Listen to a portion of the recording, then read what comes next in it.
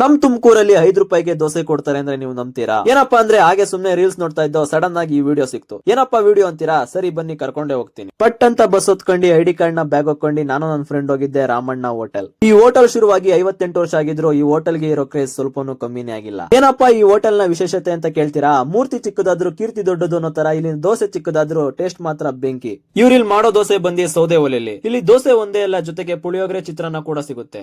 ಇಲ್ಲಿ ಪುಟ್ ದೋಸೆಗೆ 5 ರೂಪಾಯಿ ಮತ್ತೆ ತುಪ್ಪದ ದೋಸೆಗೆ 10 ರೂಪಾಯಿ. ನಿಮ್ಗೆ ದೋಸೆ ಬೇಕು ಅಂದ್ರೆ ಬೆಳಗ್ಗೆ ಬೇಗನೆ ಬರಬೇಕು, ಯಾಕೆಂದ್ರೆ 12 ಗಂಟೆ ಅಷ್ಟರಲ್ಲಿ ಹೋಟೆಲ್ ಕ್ಲೋಸ್ ಮಾಡ್ತಾರೆ. ಇನ್ನ ಟೇಸ್ಟ್ ವಿಚಾರಕ್ಕೆ ಬಂದ್ರೆ ಬಿಸಿ ಬಿಸಿ ದೋಸೆ ಜೊತೆಗೆ ಗಟ್ಟಿ ಚಟ್ನಿ ಹಾಕೊಂಡು ತಿಂತಾ ಇದ್ರೆ ಎಷ್ಟು ದೋಸೆ ತಿಂದು ಅನ್ನೋದೇ ಗೊತ್ತಾಗಲ್ಲ. ಆ ಹೋಟೆಲ್ ಅಲ್ಲಿ ಈಗಾಗಲೇ ಒಬ್ರು 43 ದೋಸೆ ತಿಂದಿದ್ದು ದಾಖಲೆ ಮಾಡಿದ್ದಾರೆ. ನೀವೇನಾದ್ರೂ ಆ ದಾಖಲೆನ ಬ್ರೇಕ್ ಮಾಡ್ಬೇಕು ಅಂದ್ರೆ ನೀವ್ ಹೋಗ್ಬೇಕಾಗಿರೋದೇ ಹೋಟೆಲ್ ರಾಮಣ್ಣ. ಎಲ್ಲಪ್ಪ ಇರೋದು ಅಂತ ಕೇಳ್ತೀರಾ? ಎಲ್ಲೂ ಇಲ್ಲ ಕಣ್ರಿ, ನಮ್ ತುಮಕೂರು ಕ್ಯಾತ್ಸಂದ್ರ.